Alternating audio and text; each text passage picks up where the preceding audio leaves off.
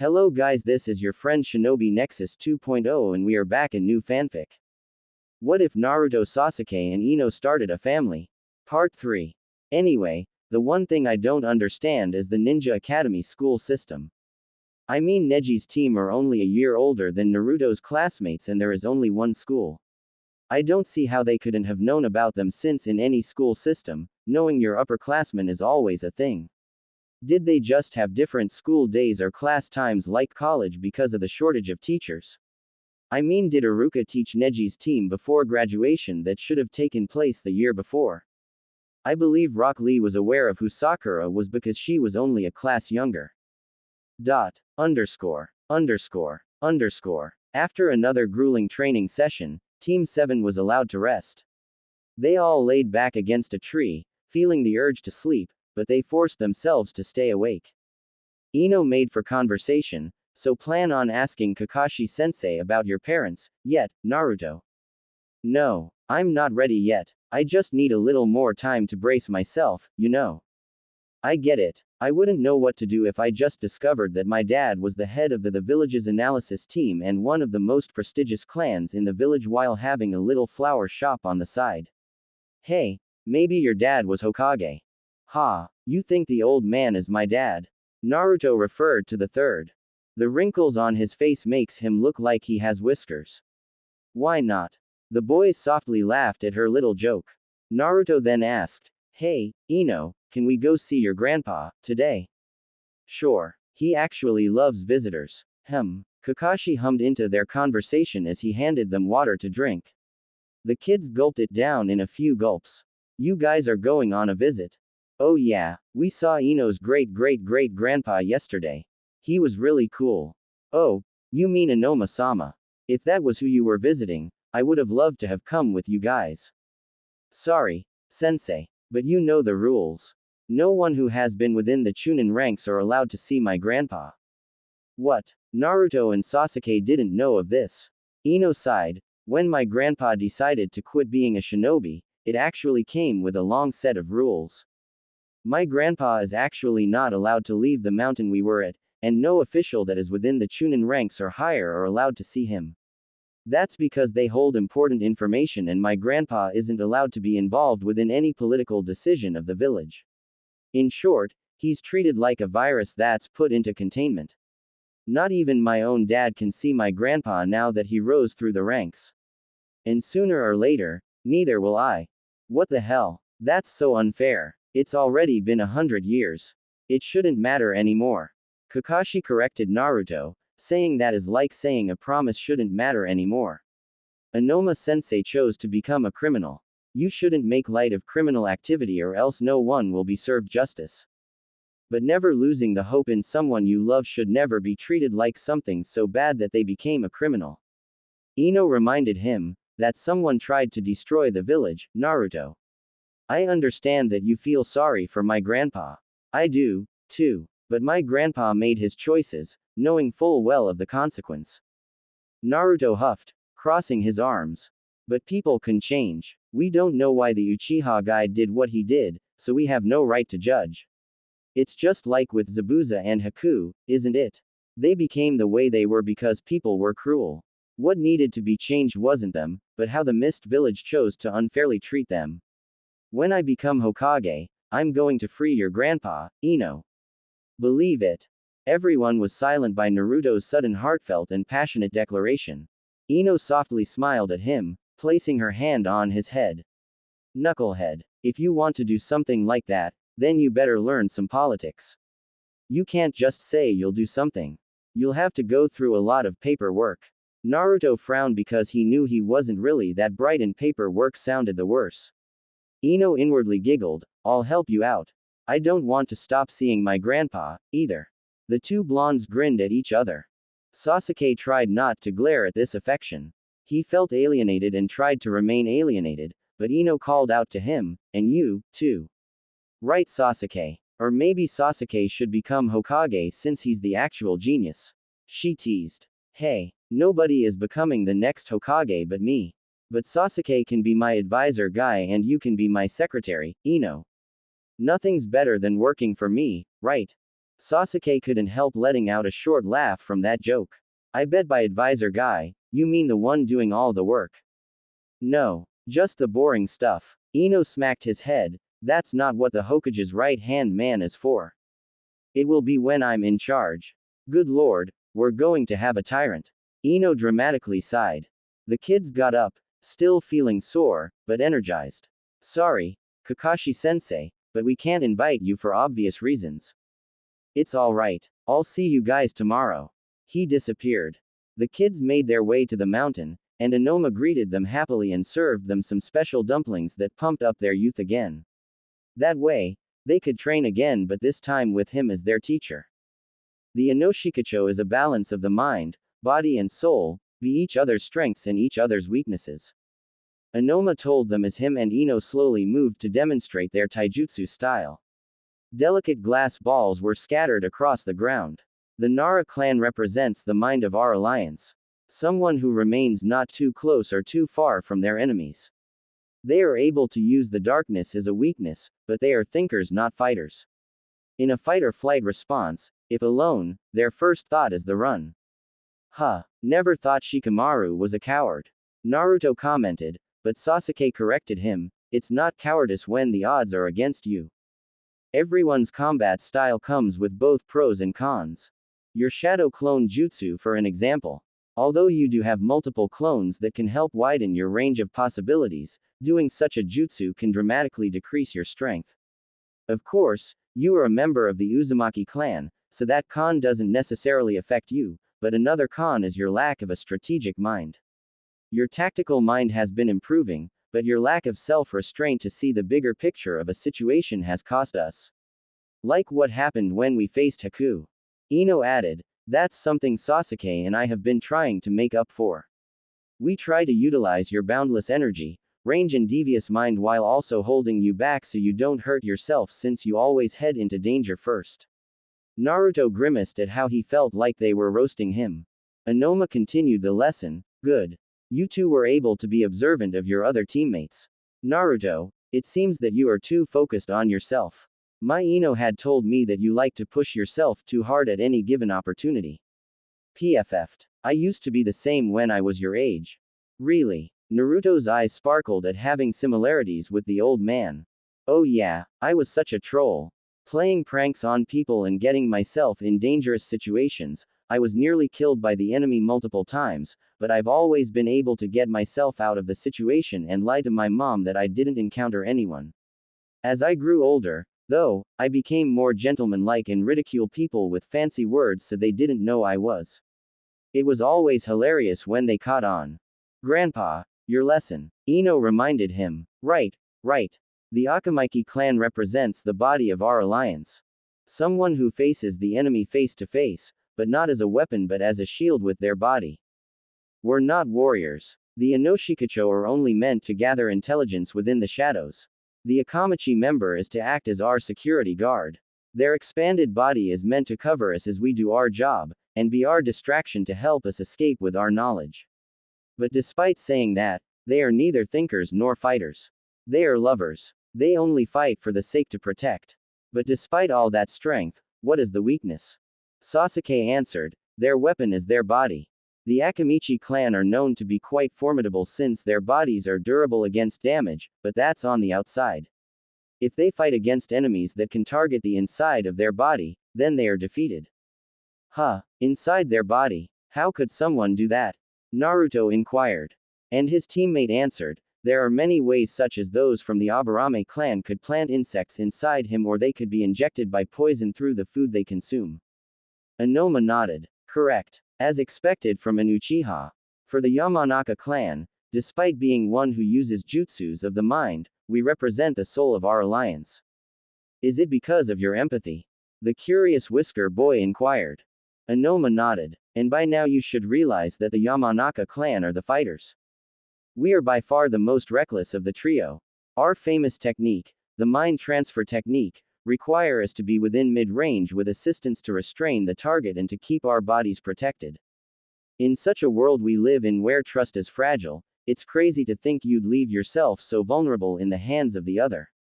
It's truly a testimony of faith in your comrades. But with Shikano and Chochura, I never questioned their loyalty. As lazy as Shikano was and as hesitant Chochura was, I put myself in their hands without question. The grandfather then dipped his hand beneath one of the delicate glass balls on the ground so he could balance them on his arms. Ino did the same to show her effortless grace that was instilled through her old man. Naruto hummed to that. I always did think the mind transfer jutsu is weird. I mean, leaving yourself inside someone's body and you could die if either of your bodies were killed. I mean, it's cool to possess another person's body. It came handy a couple of times during missions and training, but I don't think it's worth the risks. Ino explained, it's more than possessing a body, Naruto. Like my grandpa told you, we used to be farmers that grew into fields like combat and the hospital. The mind transfer jutsu was created in order to her animals, but it involved into being able to figure out where an animal's pain was located so that farmers and veterinarians could make better diagnoses. Then we became spies who could gather information into interrogation specialists who could break into the most hardened criminals. It may come with the risk of my life, but with all the good it can do, I'll do it. Inoma then looked to Sasuke. Beautifully put, Ino, but that's enough about our clans. What about you, Sasuke? Wish to share your clan's culture and history? Sasuke blankly stared at the old man. To be honest, he was surprised by the question. So many adults already had their assumptions of his clan. They weren't entirely off the mark, but it always sounded shallow. He spoke, for the history of the Uchiha, it's something you could probably read in the history books.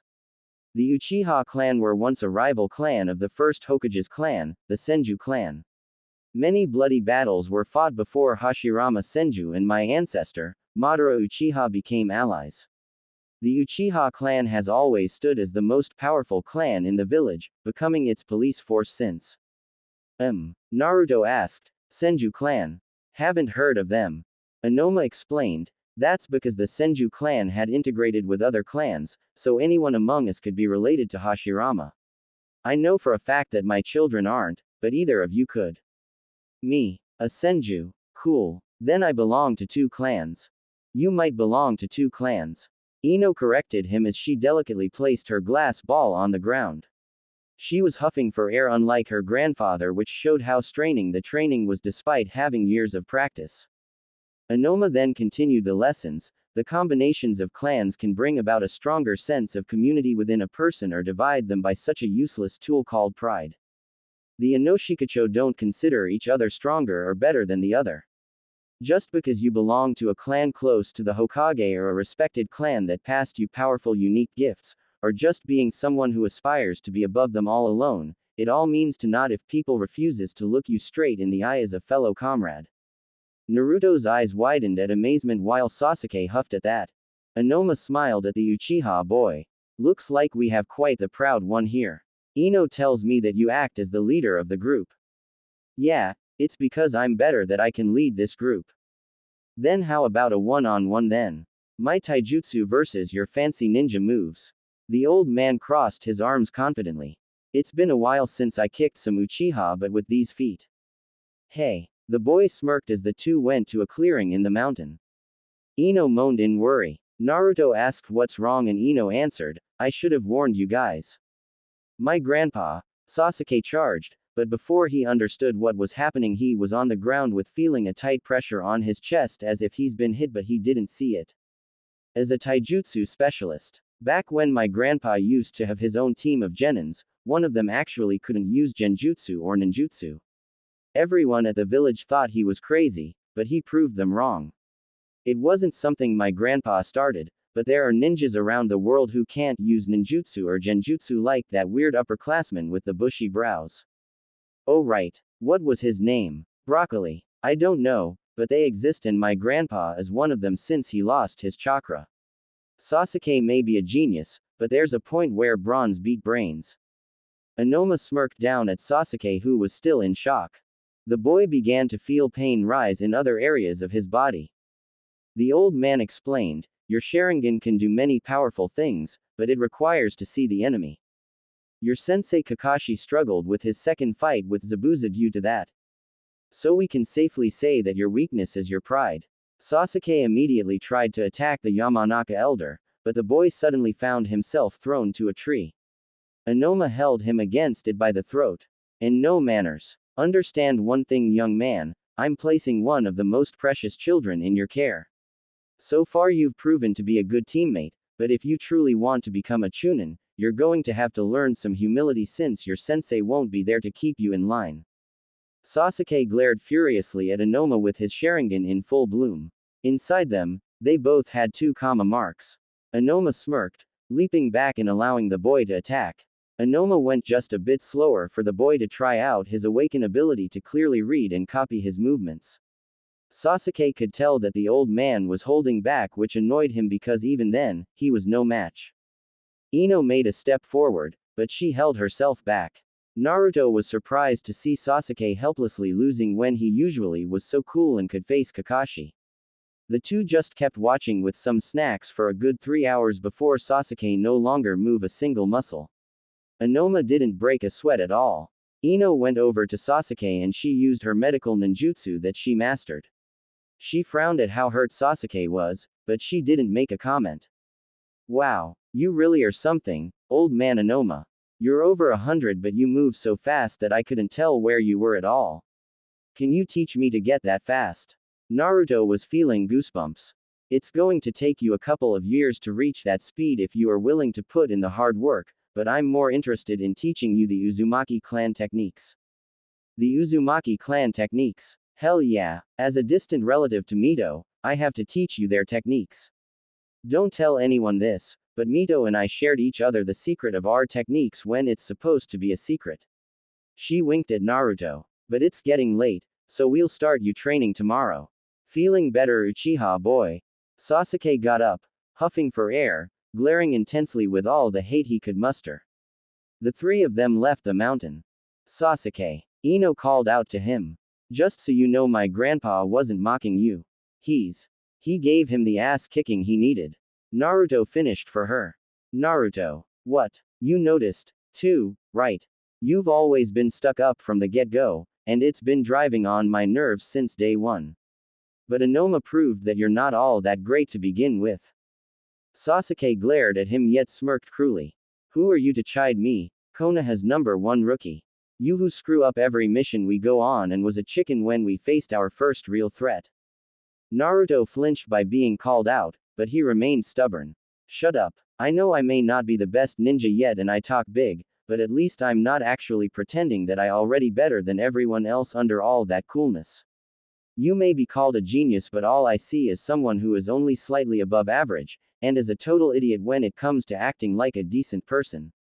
Say that to my face again. Sasuke was seething with rage. His fists trembling at his sides. Better yet, let me punch it into your face since your eyes are better than your ears. The two charged at each other. Enough. Ino grabbed both of their wrists before they could begin, and threw them to the ground. You two need to get your attitude together.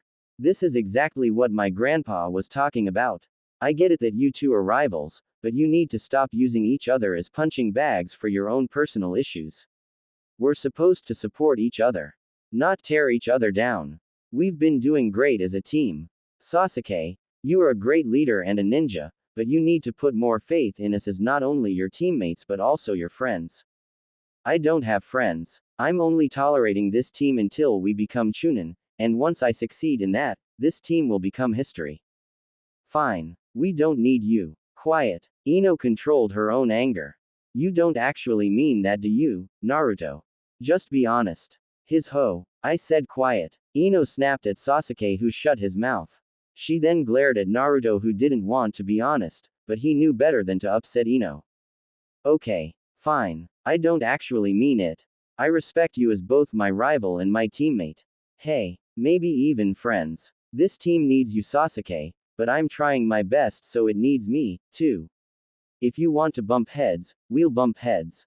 If you want to knock me down, then I'll get right back up and knock you down harder, and expect you to stand up as my rival.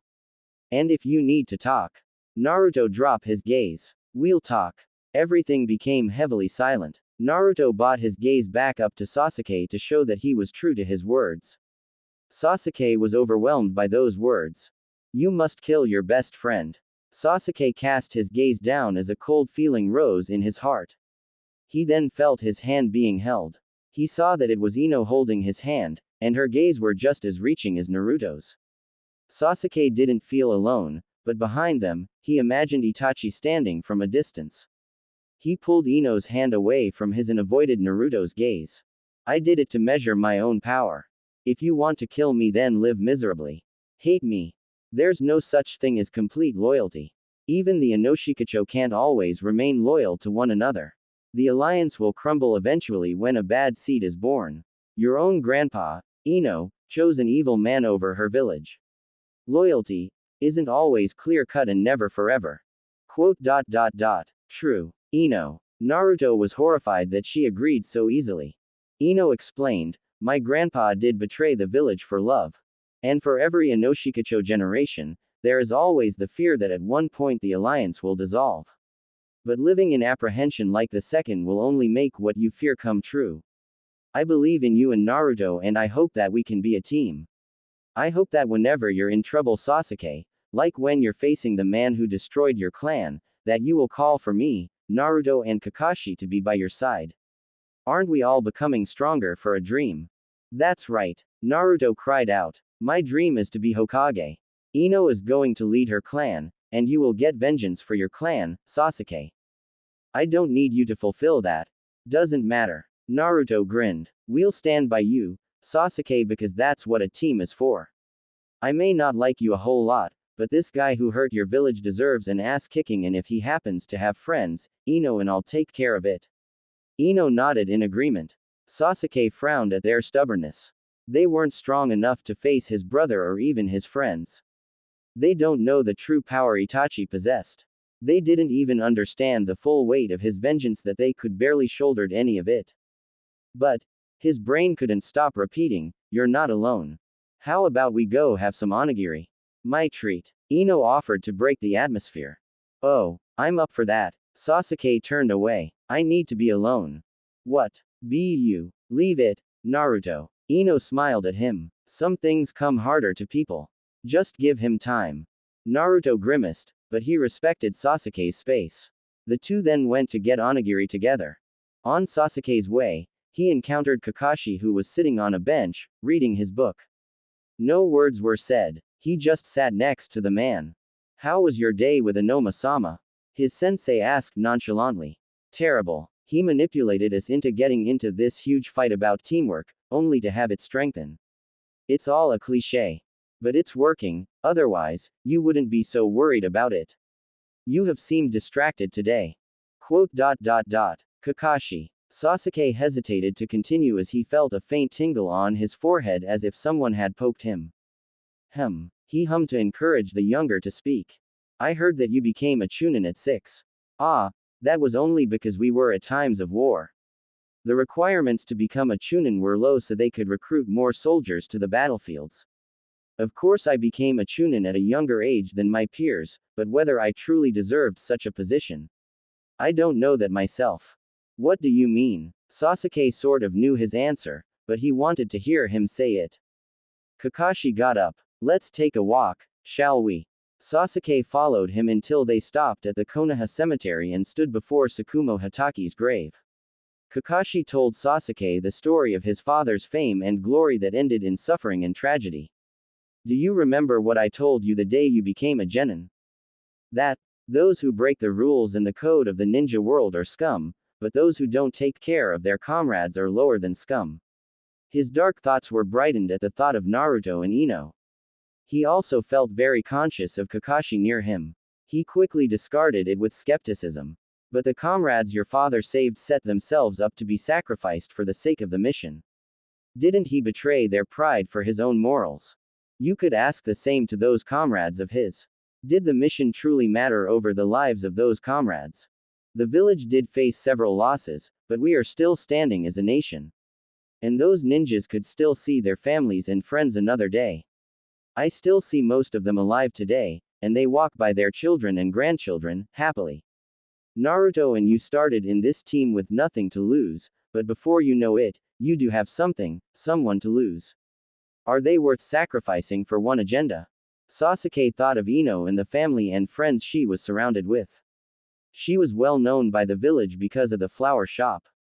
Every little mission they went on, they would know her because they've visited the shop. To sacrifice her for the sake of a mission, the whole village would seem to have shifted a bit awkwardly without her standing behind the counter of that flower shop greeting people with a smile. It was strange, but for the first time, Sasuke truly felt responsible for a human life with a death that could affect many. Kakashi continued, Naruto and Ino are willing to lay down their lives for the sake of the mission. It's what you've been taught to do, but for the reason, you should think carefully on that.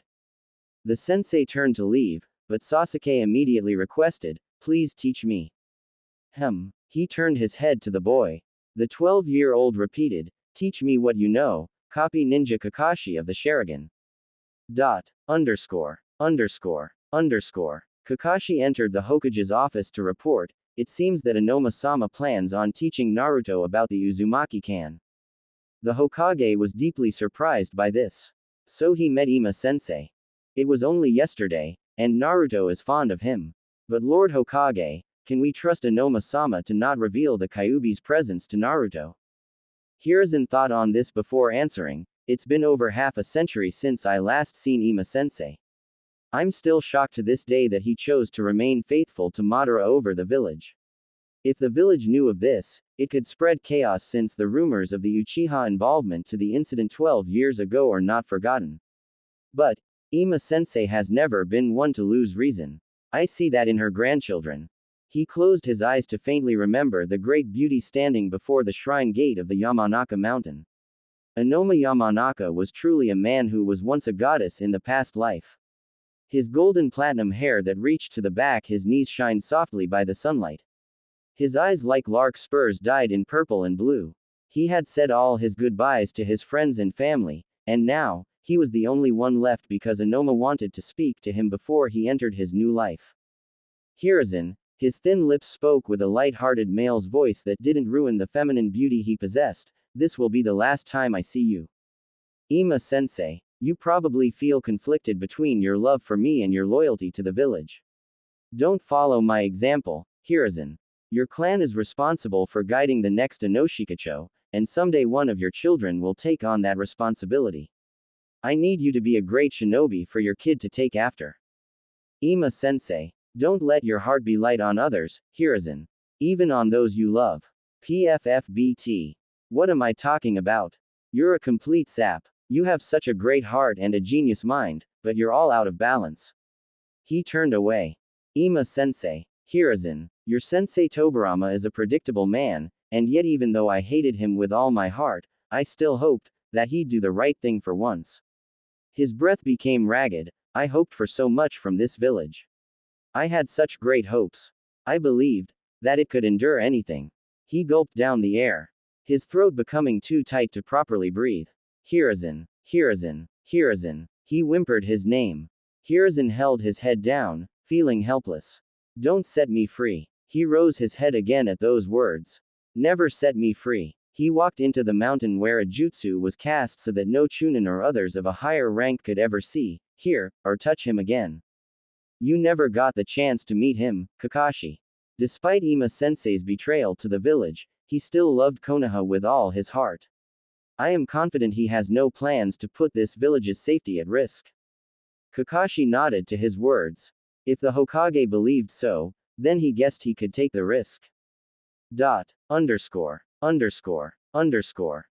No more team training. Ino was surprised since that seemed to be the overall theme for them from Kakashi. For the meantime, it looks like all of you are interested in learning elsewhere and Sasuke had asked me to personally mentor him with the Sharingan. So this is your answer. Naruto pointed at Sasuke furiously. Take away our training time with Kakashi-sensei. Well, if you put it in that way, it doesn't sound so bad. He grinned excitedly. Kakashi stood before a tree since he couldn't bear to look at anyone at the moment. He almost regretted passing these children. Ino worriedly asked, so is this what you wanted Sasuke? To exclude us after all? Sasuke coolly answered, it's only for a while. You are trying to master your medical ninjutsu and have been unable to also concentrate in learning more of your Yamanaka techniques. Naruto is learning his clan's techniques from your grandfather, and I learned yesterday that I still have room for improvement. Something Kakashi can teach me since he has a more advanced Sharingan than me. Kakashi turned back to them, hiding his hurt feelings, to add, we'll continue doing missions together, but for at least the next 3 months, we'll all improve ourselves, and then further work on our teamwork by then. I'm sure you'll all make me proud. Oh, you bet I will. I'm gonna work hard day and night, baby. I'm gonna become even stronger than you, Sasuke. Believe it, Naruto declared haughtily, making Sasuke unable to take him seriously, but he was up for the challenge. Yet Ino reminded them, but you two will have to leave room for next week. It's going to be the Tanabata festival, and my mom is inviting you over to celebrate and has yukata for us to wear for the festival. You can come, too, Kakashi-sensei. Oh, I'd love to. Oh, I'll definitely come. Ino looked to Sasuke expectantly. The boy coolly answered, whatever. Great. See you guys then. And so Team 7 split ways for their training. Ino had mastered to heal small wounds like the one Sasuke had, so she still had a long way to improve. Sasuke and Kakashi went over to the Rocky Mountains to train until nightfall. And Naruto went over to Inoma's mountain every day to train. Inoma told Naruto the stories, holidays, traditions and languages that the Uzumaki knew and spoke of while he taught him their taijutsu techniques. He made native dishes and pointed out the other cultural significance in Konoha that went beyond the red swirl. Naruto would then relay this to Ino and Sasuke during their missions in the morning and when they went on to travel. On the week of the Tanabata festival, the three of them got ready at Choji's place since his home was like a mansion with a wide backyard that had bamboo for them to tie their wishes to. Team 7, Team 10 with their parents and senseis were there. Iruka sensei was also present since Naruto asked if he could come celebrate with them, too. Ino's mother provided the boys with their yukata. Sasuke got a midnight blue one with a black sash. Naruto got a gray one with an orange sash since Ino told the woman he loved the color orange. Kakashi and Iruka helped them put it on while Ino dressed up with her sister and mother. Ino wore a white yukata with purple and white morning glory flower prints. Her hair was put into a bun and accessorized with kanzashi as well. Inoni wore the same yukata as the boys. For the wishes, Naruto wrote down that his wish to be the best Hokage like usual. Ino wished to meet a handsome boy who'll sweep her off her feet. Sasuke wished for new ninja gear. Inoni wished for awesome gloves. Shikamaru wished for more breaks. Choji wished for more potato chips. Asuma was really private with his wish, but Inoni spilled the beans that he's been flirting with Kiba's sensei. Kakashi wasn't sure of what to wish for while Iruka wished for a great future for his students. The Junin was impressed by his considerate thoughts and had him help him think of a wish. Ino became suspicious of this behavior. He's totally flirting with Iruka sensei. She whispered to her friends. Inoni covered Naruto's mouth before he could scream. Sasuke looked like he was about to, too. Shikamaru and Choji didn't give a crap. Ya think. But teach there is dense. Inoni pointed out. Iruka sensei is not dense. Naruto whispered at them. Romantically. Golden boy, romantically. You seriously think they're flirting? They just look like they're talking. Ino pointed out. Yeah, but Kakashi actually looks attentive instead of having dead fish eyes. Naruto observed. Oh, now that you say it, he's standing up straighter and a lot closer than usual. The two looked to Sasuke to join, but the male looked away quickly. Inoni snickered. Can't stand your first love getting taken, huh? Sasuke glared at her but in a comical way. Naruto gasped. You're in love with Iruka sensei. No, I'm not. Shut up, idiot. You shut up. You both be quiet. Ino scolded them. Kakashi and Iruka looked over to the kids while Asuma rather avoid eye contact with them. They, except for Asuma who also noticed Kakashi's obvious attraction for the school teacher, wondered what they were getting all passionate about. After that, they had lunch before heading to the festival grounds together. The adults had given the children money so they could enjoy plenty more food and games. Naruto and Inoni got really competitive with each other while Choji and Shikamaru just watched them out of amusement. Ino looked over to Sasuke. Is there anything you'd like to do, Sasuke? Festival games are lame. Oh, come on now and relax. You've been training non-stop with Kakashi-sensei for a week and I know you guys don't stop till it's the dead of night. There's gotta be something you'd like to do for fun that's relaxing. Sasuke glared at her out of slight irritation, but he walked away with her following him. Shikamaru watched them go out of suspicion as they began talking out of earshot. He didn't necessarily like Sasuke because he just screamed bad news, but he trusted Ino to take care of herself so he let them go. As Sasuke and Ino walked, the boy reminded her, I'm an Avenger. Only I can kill him. I have to become stronger than him. Every moment I spend wasting my time here, I'm getting nowhere near to beating him. Sasuke remembered back to how he reacted when he thought Itachi would kill him, that time, crying. His thoughts were interrupted when Ino held his shoulder as a gesture for him to stop. That's not true, Sasuke. Every moment you're spending off the training grounds, you're forging bonds. You're creating an identity away from just being a tool for vengeance. I meet too many great shinobi who felt empty because they didn't do that. When you do get your justice, Sasuke, you'll lose the main reason to train as hard as you did, but you'll still keep the others, training to make sure Naruto doesn't beat you, training so you could achieve other dreams. There must be something else you want to truly accomplish besides vengeance. I want to restore my village. More than that, Ino pushed him to think. Those are jobs you're giving yourself to do, but I want you to think of what you want to do that'll make you truly happy. My father often tells me to live for happiness today, but it doesn't hurt to make a long-term goal for it. What makes you happy, Sasuke? The boy didn't know. He was so focused on vengeance and filling himself with hatred that happiness was never on his mind. He hadn't actually felt that emotion in a long time. He'd be thrilled and excited during battle and training, but the type of happiness that Ino was asking for was something filled with contentment. He looked down in shame.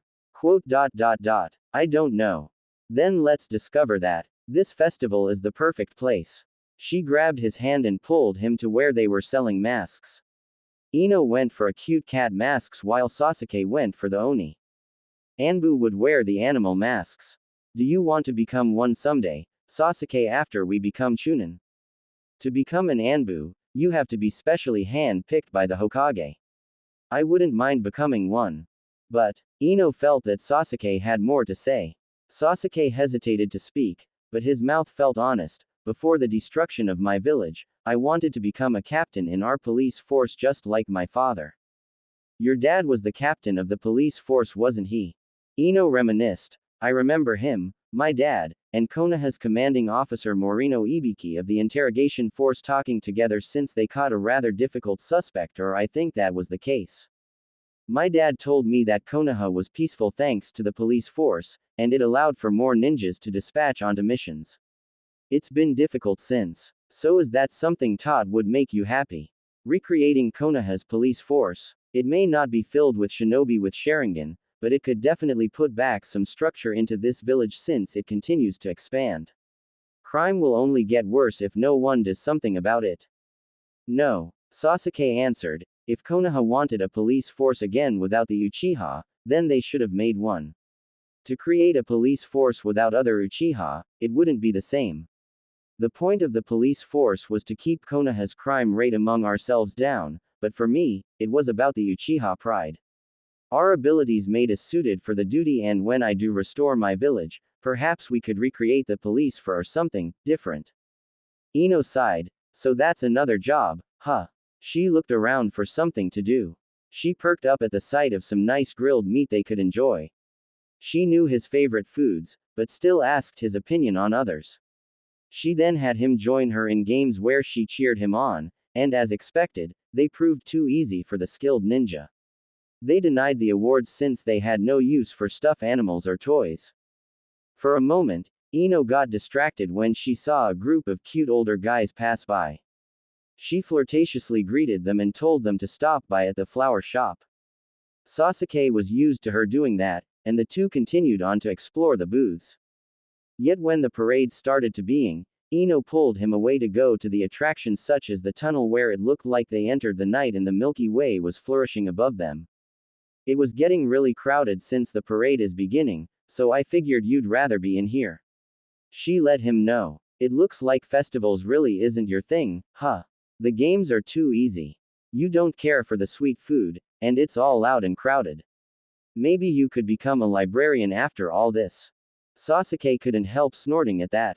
I knew it was fruitless to begin with.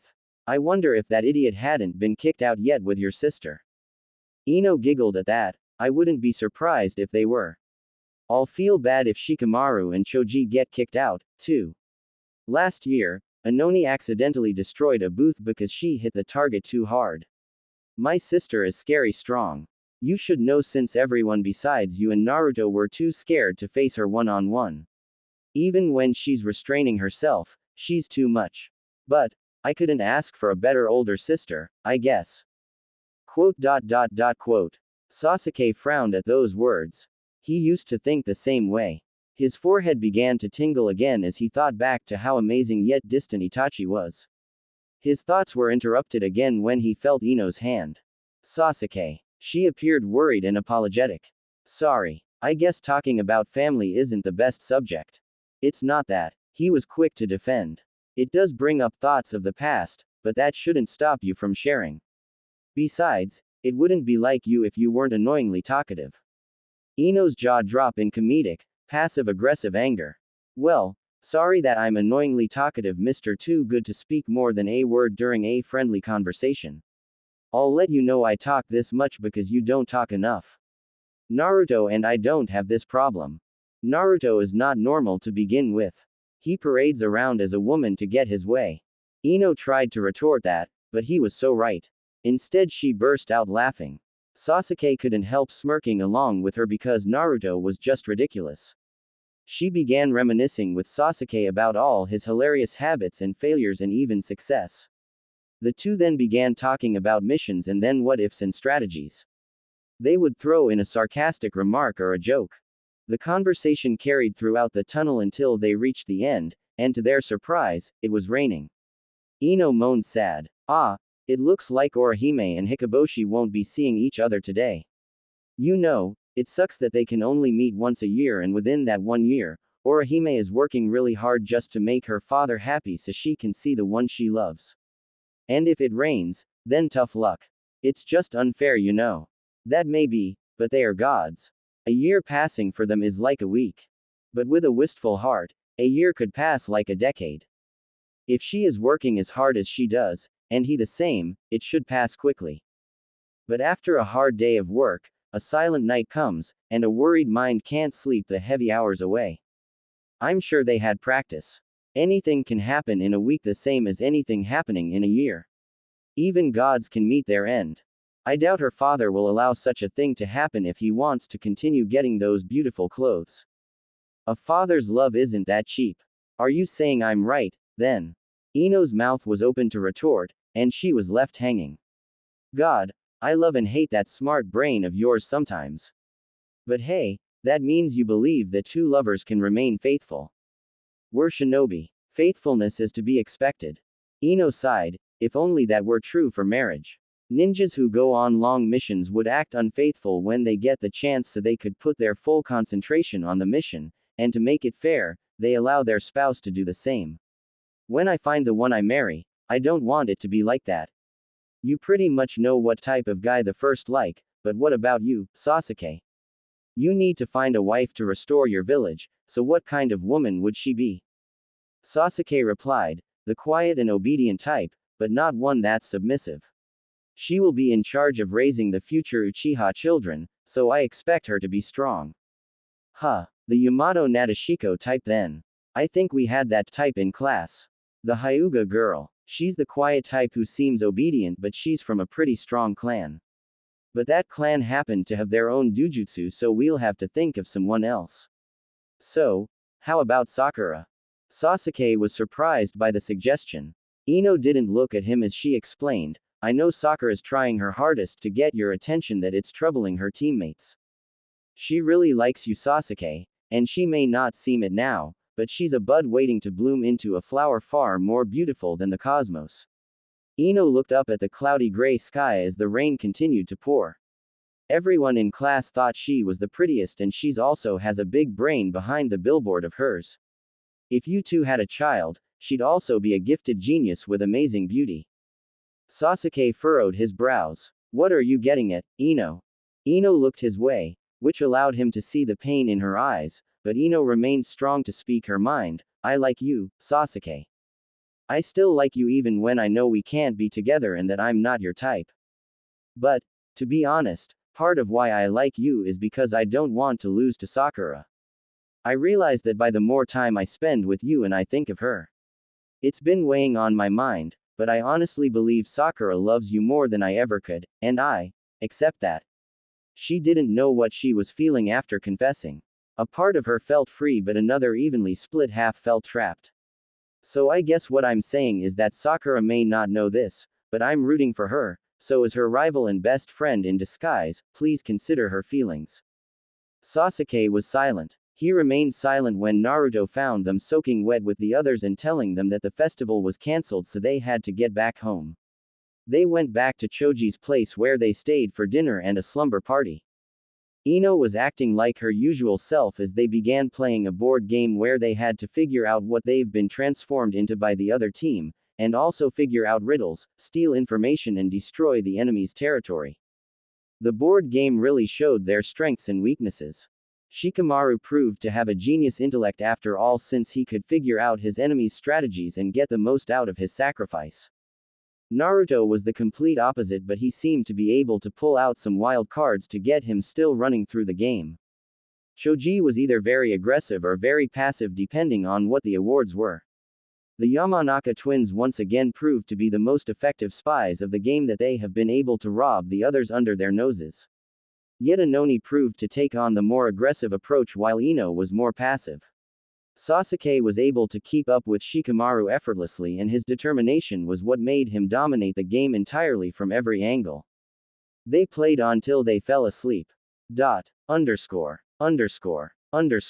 Ino and Sasuke seem weird. Naruto said out of the blue while they were slowly doing fighting styles of the Uzumaki clan. Inoma hummed for him to continue. I mean, they act normal, but everything else seem off. Like something happened at the festival the other day or something, and I don't know what it is. Why don't you ask them? 'Cause it's none of my business. I asked Kakashi sensei though, and he doesn't know either. He was too busy going on a date with Iruka sensei. You seem to be taking your two teachers going on a date really well. I mean, I was shocked at first, but it's none of my business who Iruka sensei decides to date. He might actually be a good influence for Kakashi sensei. It's Sasuke and Ino I'm worried about. So Ino likes Sasuke but Sasuke doesn't really like Ino the same way, and everything was cool, but something definitely happened, and I think it has something to do with that. Love is a terrifying feeling that makes things complicated. Maybe it has something to do with that girl you like. Sakura. Hey, did Ino tell you? A granddaughter shouldn't hide too much from her only great-great-great-grandfather. Naruto frowned, but he focused on the real issue. So why do you think Sakura could be involved? There's always someone involved, and she's my best guess. Anyway, I think we should be discussing more on your Uzumaki training.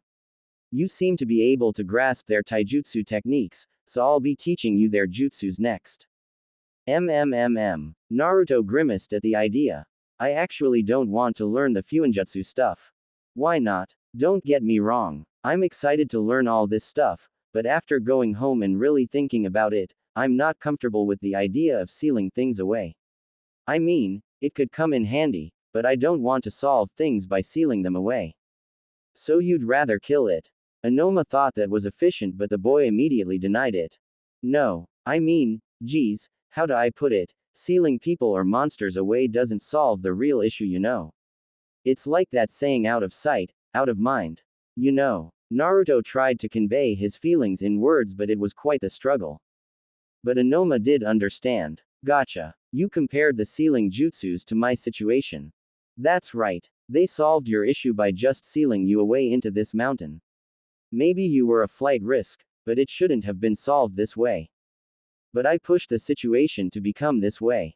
Well, they should have pushed what they wanted another way if they cared about you. You missed out on a lot of things in Konoha just because you love someone. He may have tried to destroy the village, but he didn't. You could have stopped him or prevented any of it if the second wasn't such an ass. He's the one who deserves to be here. Not you. I'm glad he kicked the bucket because I would have given him a piece of my mind. Inoma held back a giggle. He kissed Naruto's cheek to show his appreciation. The boy was a bit weirded out, but got distracted by his response. You definitely have a way with words to warm a person's heart. I understand. I won't teach you Fuinjutsu, but the least I can teach you is how to break seals and curses. It wouldn't make sense if a clan knows how to master one way of doing things without knowing how to break out of it. Oh, so you're going to teach me how to break out of the mind transfer jutsu, right? Inoma laughed. In order to do that, you're going to have a stronger will than Ino. Naruto gulped when he thought of the scary side of Ino. I don't think I can face someone so scary, but I think I can beat Inoni at least. She only got lucky at hitting those targets. Well, I'm gonna show her that I'm more than some dumb luck. Believe it, I'm gonna become Hokage. The old man let out a pleased breath through his nose. Sasuke-kun. Sakura cried out when she finally caught him on his day off that happened to overlap with hers. Kakashi still wanted Sasuke to take day offs from their personal training to relax and put things into perspective. Sasuke glared at the fangirl. He just walked on and she followed, trying to make conversation. Ino was currently at the hospital. Though it was a day off from missions and she could relax, she had come to know the patients around here, so she was making visits to brighten their day with some flowers and fruit. When she was done with her visit of the day, she was surprised to find Naruto waiting for her. Huh, Naruto. What are you doing here? I came to talk to you, so I have been waiting. So you come to the hospitals on your day offs, too? It's just to brighten the patients' days and beautify their rooms. It's been said that a beautiful scenery can quicken recovery. Well, I wouldn't know that since I recover pretty quickly. The boy couldn't help gloating. Ino rolled her eyes. The two blondes then heard gossiping and giggling from old ladies. They were talking about how great they were at getting along and how Ino was making quite the respectable boy. They've heard this gossip before, so they left. So what was it that you wanted to talk to me about? Well, it's about you and Sasuke. So you noticed, too. I didn't mean to make it uncomfortable for you, too. I'm not uncomfortable. I'm just confused. We were getting along as a team, but ever since the festival, I get the feeling something happened between you two and your grandpa thinks it has Sakura involved. Figures that grandpa would be perceptive. I just told Sasuke that he should give Sakura a chance. What? But I like Sakura. That doesn't mean that another guy can't like her. It just means that you need to try harder to get her attention. Okay, fair enough. But don't you like Sasuke? I mean, I get that you two can't be together, but you shouldn't decide or even suggest he be with someone else. What about your feelings? This is about my feelings. Naruto, to be honest, I'm not sure of what my feelings for Sasuke are, especially when I compare them to Sakura's. Because we can't be together, I want to be friends. But even if we are, I still feel like there's a weight in my head. In the back of my mind, I couldn't help thinking that I'm in the lead, but I'm not trying my hardest. And it upsets me. I'm in a race that I'm not even a participant of, so why am I running? I had an opportunity to speak my mind, so I did. And did it help? I'm not even sure it did. A part of me feels liberated, but I can't help feeling pathetic that I lost before the race even began. I don't really get you, but all I can say is that it does feel like you're throwing Sasuke aside. I didn't mean to. She groaned. I know I always say too much, and I regret it, but I don't know what else to say to not make the situation worse. Did Sasuke say anything about it? No. He was silent. Then maybe that's the problem. Sasuke is the one not talking. You need to hear his side. His side. Ino thought that made sense, and she felt kinda dumbfounded by Naruto's wise side. Wow, I didn't think you were so insightful, Naruto. Hey, I pay attention to my teammates, too, and I may not seem like it, but I have a brain, too. I know. Ino petted his head. You really are becoming a great shinobi. Naruto blushed. He bashfully grinned. You really think so? Ino looked him directly in the eyes without a doubt in her eyes, definitely. The two smiled at each other, not caring who was around them. Everyone whispered to each other, and it carried all the way to where Sakura and Sasuke were. The pink-haired girl was surprised. Wow, caught having a moment in the middle of the streets. I guess your teammates really are together, Sasuke. The boy glared at her. He really had enough. For someone so smart from the academy, you don't have anything smart to say. You're only good at remembering what other people know, but never putting it into good use for anybody but yourself. You can't even get the hint that I don't want anything to do with you. I bet you're the one who spread those rumors of them dating without any substantial evidence. Sasuke looked over his shoulder a little to bear his harshest words. You're annoying. Sasuke walked away, not caring of how Sakura reacted to his words. He was too annoyed, and he didn't exactly understand why. The next day while they waited for their sensei who still came late, Ino asked him to talk in private. Sasuke didn't know why, but Naruto seemed to when he gave them the privacy by walking away. Sasuke, I've been thinking a lot of what I told you at the festival. About Sakura and how it made things tense between us. I wasn't sure of what I did wrong, and talked to Naruto about it. Weird, I know, but it put things into perspective, and I realized I hadn't really thought of how you felt about it. I assumed you wouldn't care. I'm sorry. I don't. What you said was nothing important. That made Ino her head, furrowing her eyebrows at him. So why has it been awkward between us? That was all on you. Ino's jaw dropped once again, and she swore that the boy should be blessed that she had some restraint since she wasn't handling Naruto who needed to be yelled at. They needed a mature conversation between them 12-year-olds. Excuse me, you're the one who has been acting stiffer than a log in the raining season. Sasuke just looked away. Don't ignore me.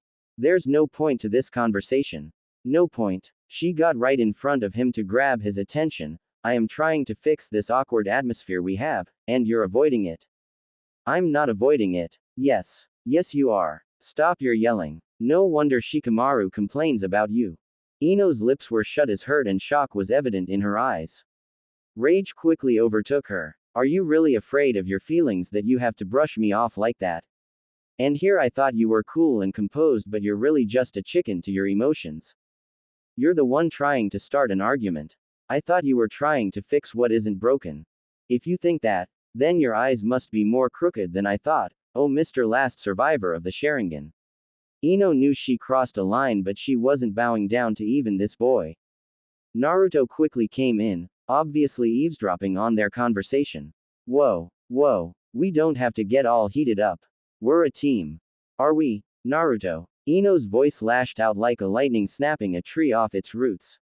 When we extended our hands to this guy, he took the opportunity to split us apart. That was so we can focus on improving our skills. The boy tried to reason. But Ino pointed out, but out of all the times to do that, he chose to do it right after we tried to establish a bond in this team. She glared at Sasuke who looked disinterested. At this point, I realize I keep assuming that you're a good person under that coldness, but you're just a guy running away from anything good in his life. She turned away. Ah, Ino, where are you going? Anywhere but here. Naruto sighed and looked over to Sasuke. You really don't know how to treat girls. TCH. Like you're one to talk. Maybe I am since you won't. Sasuke did not need that verbal smack down from an idiot like Naruto of all people. When Kakashi came, he could sense the animosity. During the small mission that allowed for them to split up, Naruto explained how the situation went. I see. That is quite the problem that I don't even think I can help solve. Sasuke and Ino are incredibly stubborn. You should know what that's like. Naruto nodded with arms crossed, accepting of his stubborn trait. Ino's too critical on everyone since she's critical on herself. And Sasuke thinks he doesn't owe anyone anything. With attitudes like those, they're bound to clash. I've been thinking of ways to work things out between them, but I'm the one usually causing trouble that they needed to do it, so I'm not sure of what to do with them. Kakashi was impressed by how insightful Naruto had become of his teammates. It was only to be expected since they have trained hard together for practically 4 months almost every day. I want to fix things, sensei, but that's only if we can get Sasuke to open up. I know it's pushing it for the guy, but I bet even my weird classmate who's into bugs could be more sociable than Sasuke here. He placed his hands on his hips. If we're going to be a team, then isn't communication important both on and off the field? Kakashi honestly felt bad for being as impressed as he was at Naruto's consideration. He was usually such a brat, but put him in a situation he could understand well, his good traits would begin to shine. It is. What do you suppose we do? Well, right now, Ino is too heated to talk that she'll only say nastier stuff that I know must have hurt Sasuke's pride, so just for now, we should let them cool off. And then we could have a group chat or something and we'll act as that guy who keeps things peaceful. The mediator. Yeah, that. You'd think it'd work. We won't know unless we try.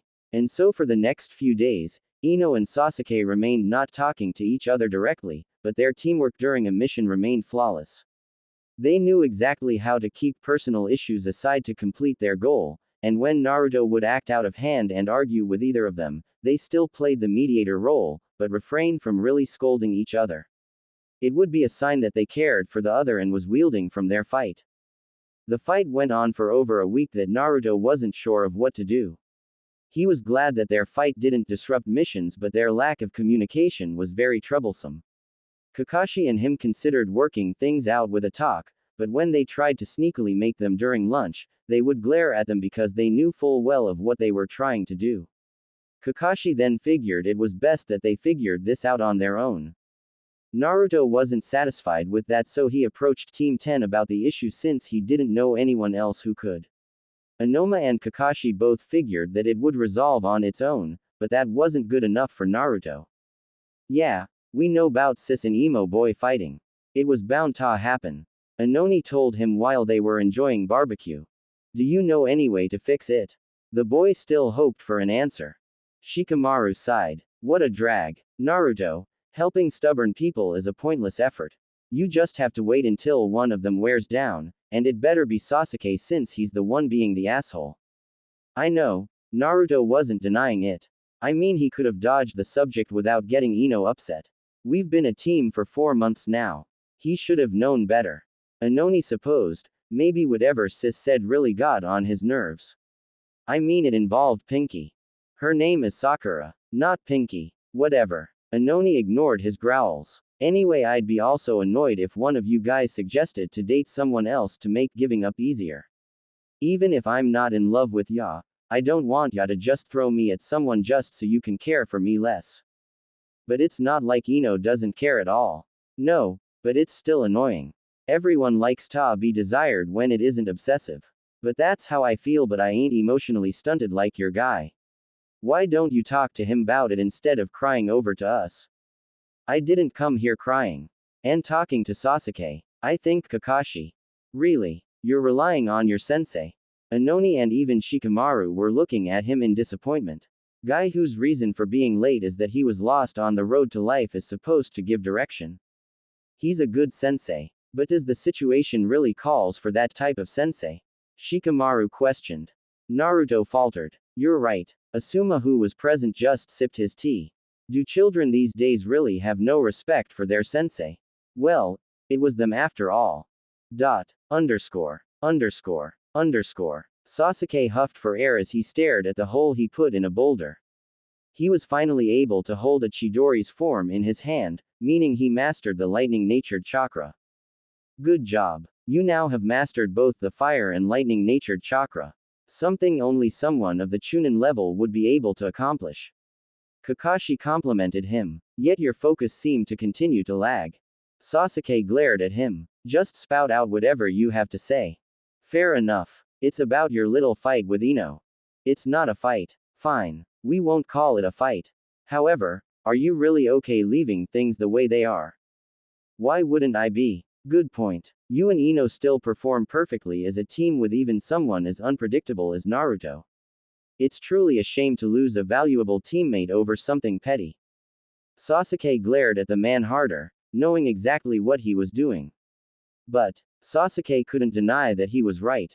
The fight was stupid, but she was a great team member, and being on her bad side was surprisingly more annoying than being on her annoying good side. Kakashi easily read the boy's face, and held a small smile behind his mask. Alright, let's continue to work on your speed. You're still far too slow. Underscore. The next day on a mission, Sasuke refused to look at Naruto, who was staring at him with an obvious expression that screamed, "I have to do something with you, but I don't know when's the right time." Ino and Kakashi were aware of it, but ignored it until the mission was over. They left immediately, with Ino barely ever giving Sasuke a glance. Sasuke. Naruto looked away from him finally with very thin lips that his face looked like a frog gone wrong. "Do you wanna talk?" Sasuke gave him the privilege to be taken into consideration in silence, but then answered, "No."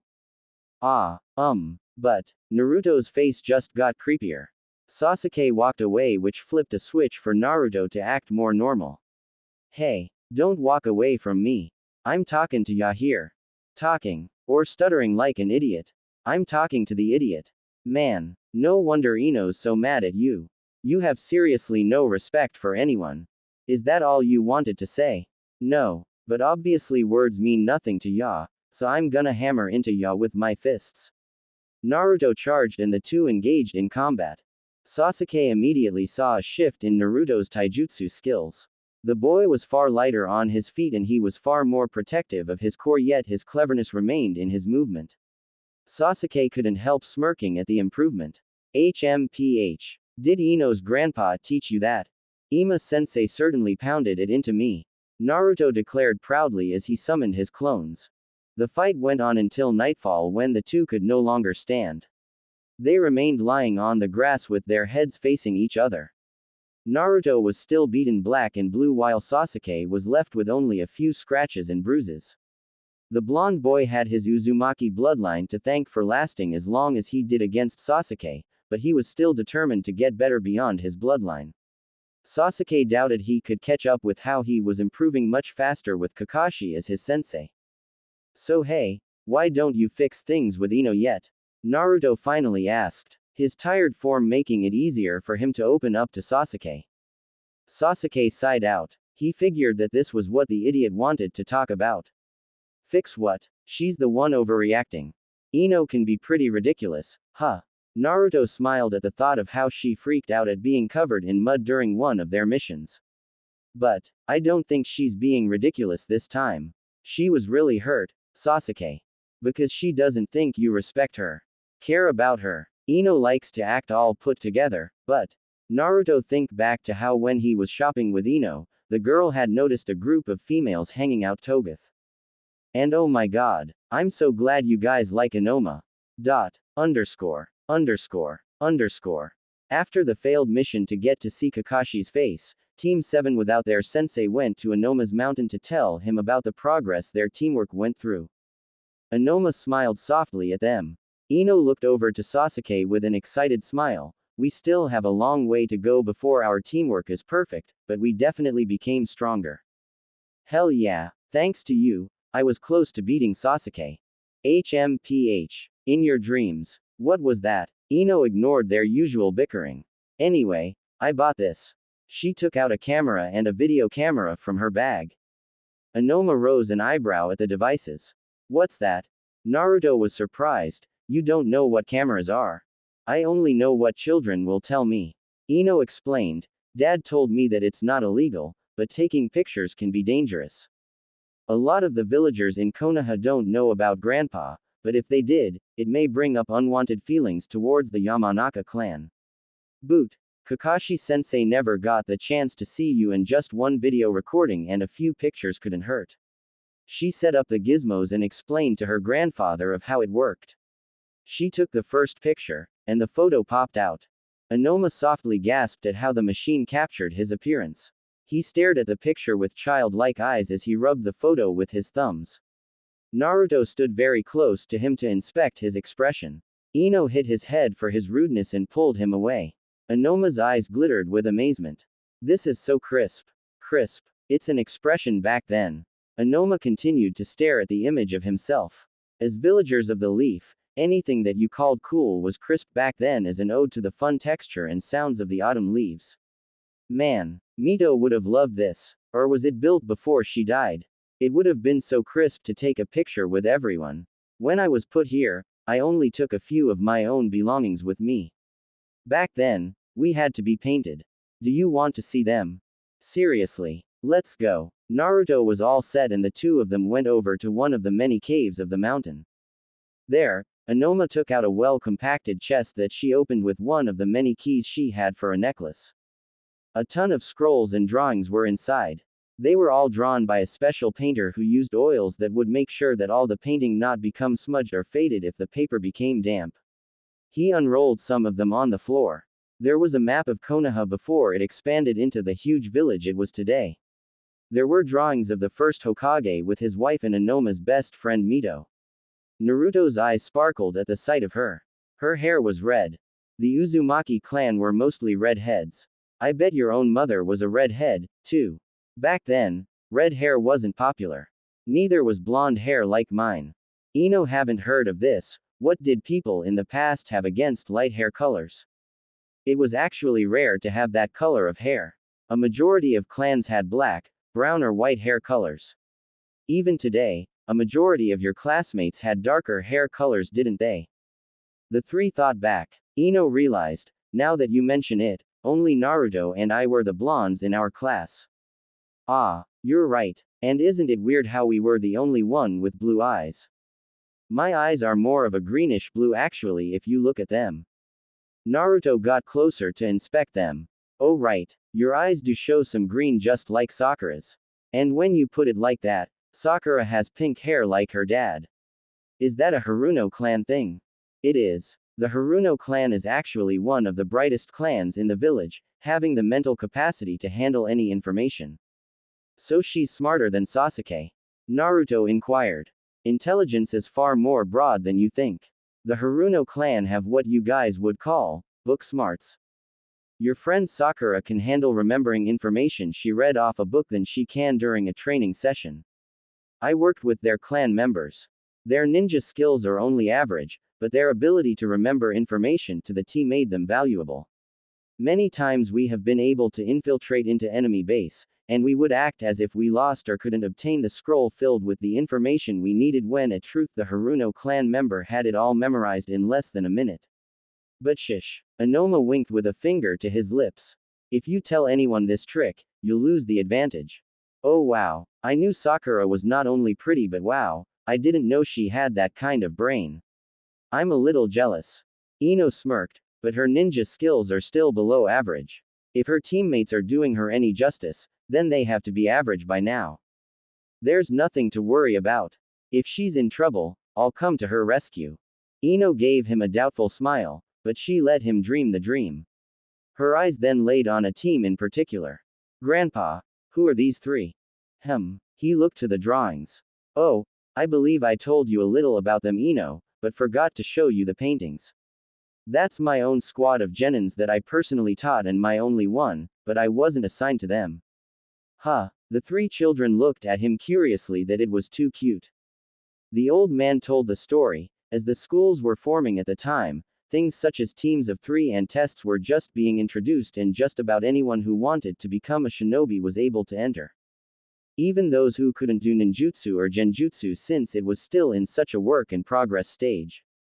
But when the third and his classmates were the very first class to go through a graduation in the academy and the test to become genins, my pupils were the least wanted.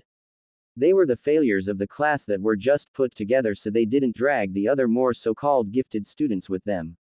If you were born at such a time, Naruto, you wouldn't have been teamed up with Ino or Sasuke. The boy frowned at this, but he knew deep down he deserved to be in this team and that he could do better. Anoma smiled down at him lovingly for his passion and his eyes became reminiscent of the times.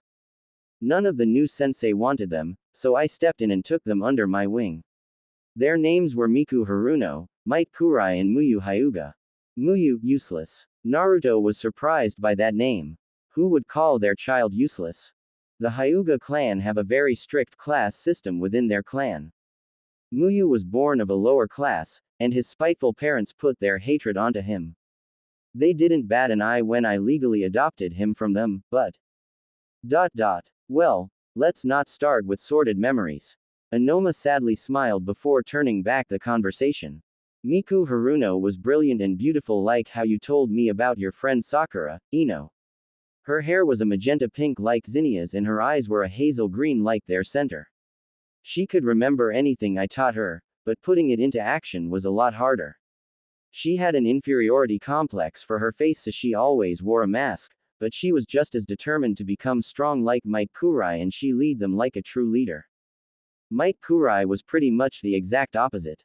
His looks were bizarre to even me, but his courageous and good heart made him infectious to love. He was my favorite student despite the fact that he couldn't use genjutsu or ninjutsu.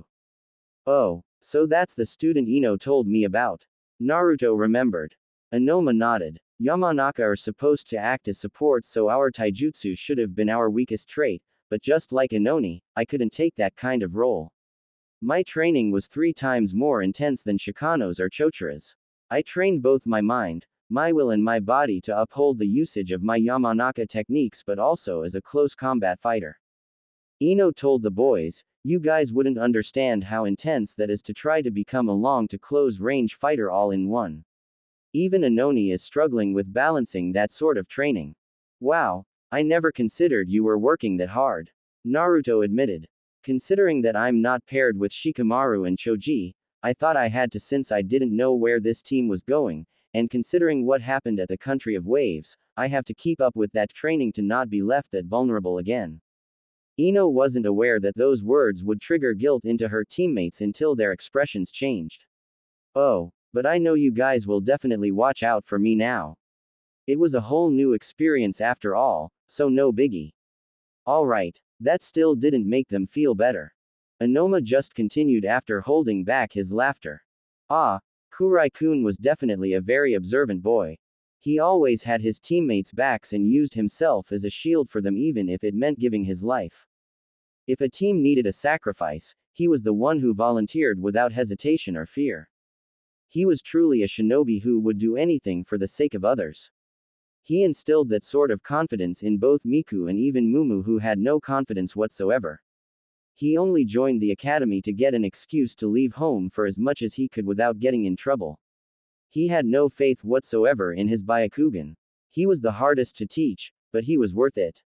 He taught me where the vital chakra areas in the bodies were that I could create my special acupuncture technique. That caught Sasuke's attention. Acupuncture technique. Inoma took out several acupuncture needles from his sleeve. "If someone had rough chakra flows, I would help open them with my needles." Mumu didn't want to practice his clan's fighting style, so I made him into a needle and poison expert. While the Hyuga clan are supposed to be close combat fighters, Mumu became a long to mid-range fighter, Kurai being our close-range fighter, and Miku being versatile in either position that she needed to fill with her quick decision skills. But despite how much talent they presented, they never made it to the Chunin ranks.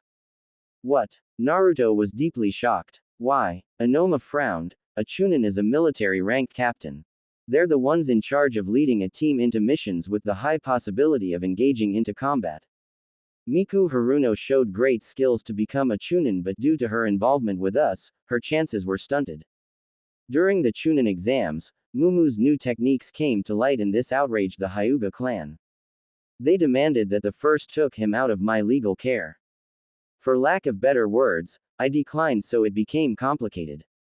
The Hyuga clan threatened to leave Konoha if I didn't bow down to their demands, but I still refused.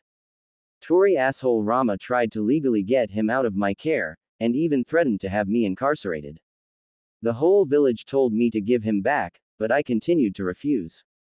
To make sure that Mumu remained safe and my clan wasn't affected by my actions, we hid at this very mountain.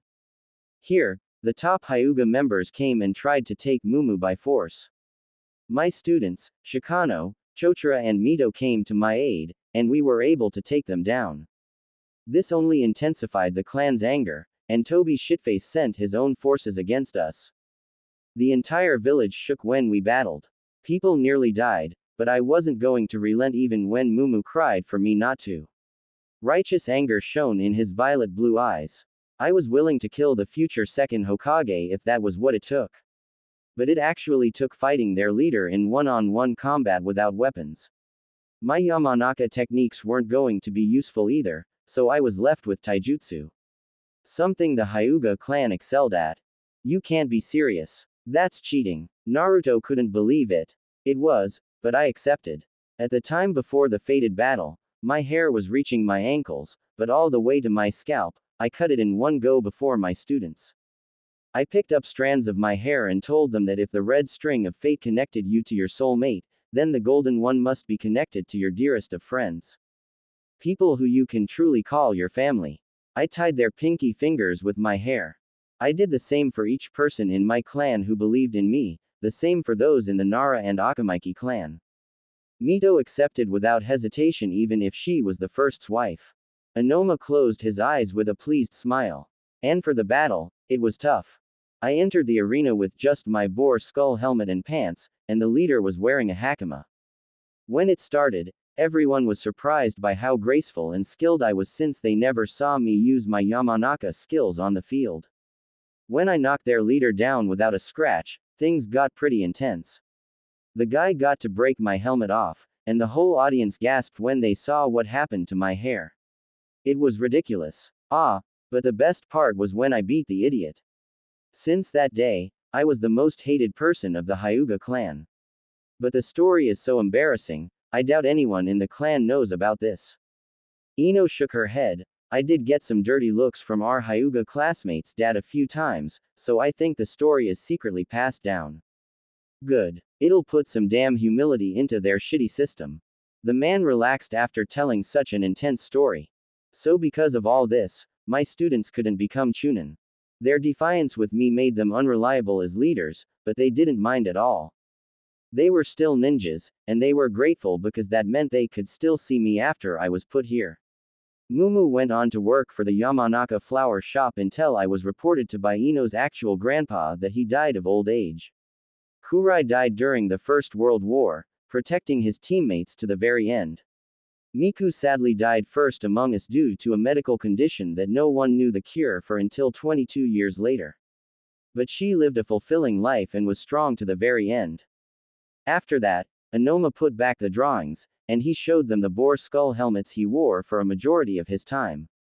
Turns out that because of his misguiding feminine beauty, he had to wear it.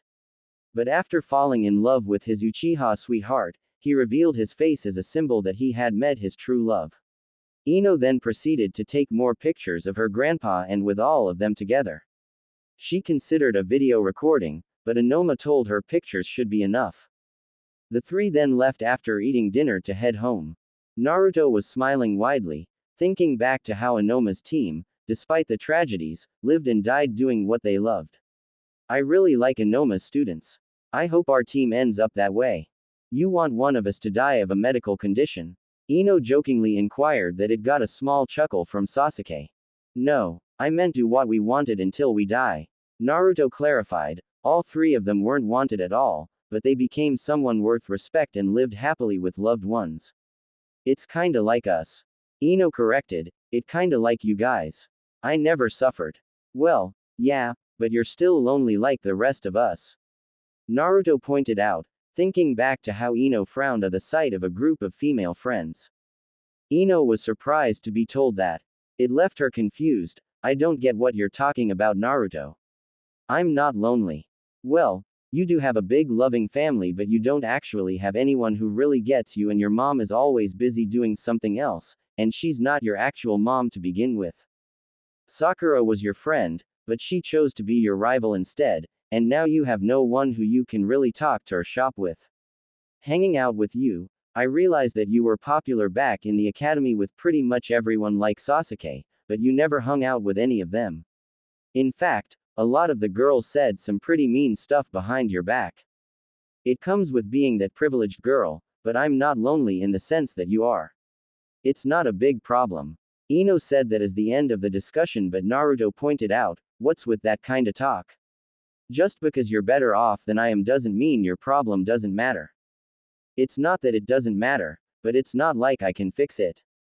If girls are going to despise me for just being me, then their friendship is something I can live without. Ino kept a strong face, but Sasuke and Naruto could tell that Ino wasn't truly fine with it. But they didn't know how else to argue. It's not like they can fix the problem unless Ino changes herself, but change what? The problem wasn't her flaws but her perfections, and that's something they can't ask her to let go. Back home, Ino entered her room. She couldn't believe Naruto had the nerve to call her lonely.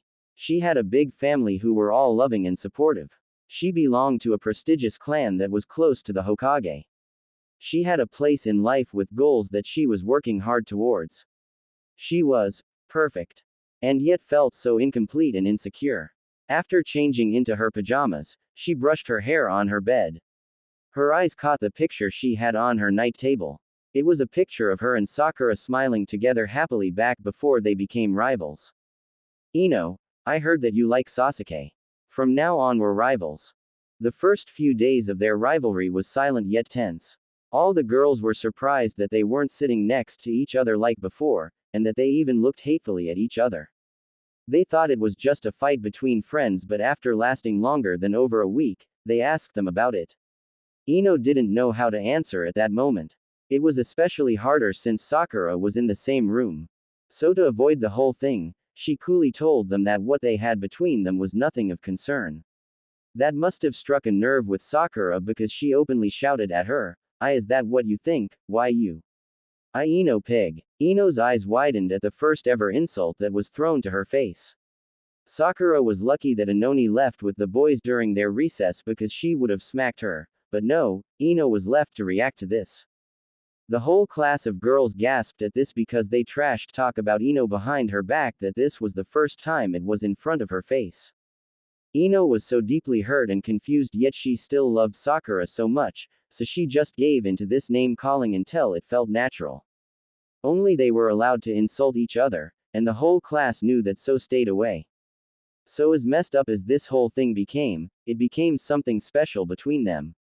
Yet, Ino felt lonely. All the girls her age despised her, those younger idolized her, her stepmother was always busy during the day and was far too proper to really connect with, and Inoni was too much of a boy to have a girl's day with.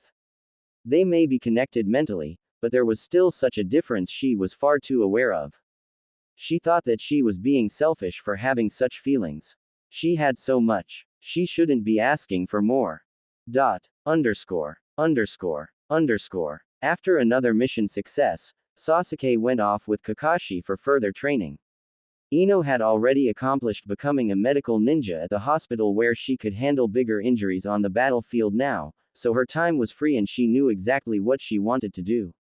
Hey Naruto, do you know whose birthday's coming up? She asked excitedly. The whiskered boy his head to the side. Yours. Nope, it's Sasuke's. His birthday is on the 23rd. It's 3 days from now, and I figured it would be a good time for us to get him a birthday present together. I know he's not one for parties, so we'll have a small one with Team 7 and probably even Iruka at his favorite restaurant that makes the tastiest of onigiri. I already have a present, but I knew you wouldn't know, so I'll help you find one. A present for Sasuke? Why would I get him one? That ticked off Ino. Because he's your teammate and friend. Geez. Didn't you make a whole speech about it? I did. Naruto played stupid, having Ino headlock him and yelling in his ear as punishment for his attitude. But they stopped when they heard some shuffling. They looked back to see a strangely shaped rock that was supposed to blend in with the paved road. Ino let go of Naruto and they stared at it for a moment before ignoring it. However, the thing began following them. Naruto more specifically. Being the Naruto he was, he tested if it was following him, and it was. Alright, enough already. I already know it's you Konohamaru. Just because you made the rock look more realistic this time, doesn't mean I wouldn't see the 2 obvious holes on there. Konohamaru revealed himself with his squad. Hey big brother Naruto, are you free today? Sorry. I have to go with Ino to get a present. What? But you promised to play ninja with us. The kid reminded him with his teammates nodding their heads, and it looked like Naruto did make that promise by his flinch. Ino smiled at how cute it was for Naruto to play with kids younger than him. Sorry, Konohamaru, but our friend's birthday is coming up soon, and Naruto needs to pick out a present now or he'll forget and get something lame. Hey, I can pick a good present. I just don't see why I have to shop for that guy. The blue-eyed boy defended himself. Big sister Ino. Konohamaru knew her since he was Asuma's nephew, and family gatherings gave them opportunities to see each other. They weren't close, but since she was close to Naruto, Konohamaru began the whole, big sister, thing which Ino didn't mind. It was pretty cute. Then if it's a present, we can help. They offered but Naruto shut them down. Sorry but we're not shopping for little kids. Who are ya calling a little kid? I think it's a great idea. Ino believed. You did make a promise Naruto to spend time with them, so in this way, everyone wins. But I don't win. I just wanna train with Inoma-sensei. Tough luck. Let's go. Ino walked away with the kids following her. Naruto dragged himself behind. The five of them went to different clothing and weapon shops, oohing and ahhing at everything they saw. Naruto tried not to have fun, but Konohamaru pulled a little prank on him that got him riled up and then he was pulled into doing a fashion show with the kids while Ino watched. They were supposed to be shopping for Sasuke, but instead they ended up shopping for themselves. Moegi bought a pair of cute hair clips, Ino bought Udon some medicine to help with his snot dripping problem, and Konohamaru got some pants. They then went to the park where they played together. Ino and Moegi were chatting up about fashion and training as a kunoichi while the boys were also talking about training, which somehow turned into a heavy debate about who truly deserved the #1 spot as the swimsuit model. When Konohamaru revealed his jutsu, Ino punched Naruto for teaching a young boy such an indecent jutsu. The two got into an argument about how Konohamaru had to be raised. The kids started crying for them to stop with Konohamaru promising to only use the jutsu for good. Ino didn't see how in any situation that jutsu could be used for good, but at least the boy was going to try to be smart with it. After that drama, they bought them ice cream to cheer them up. They then went up to the Hokage rock to watch the sunset with Naruto and Konohamaru claiming to being the next Hokage someday.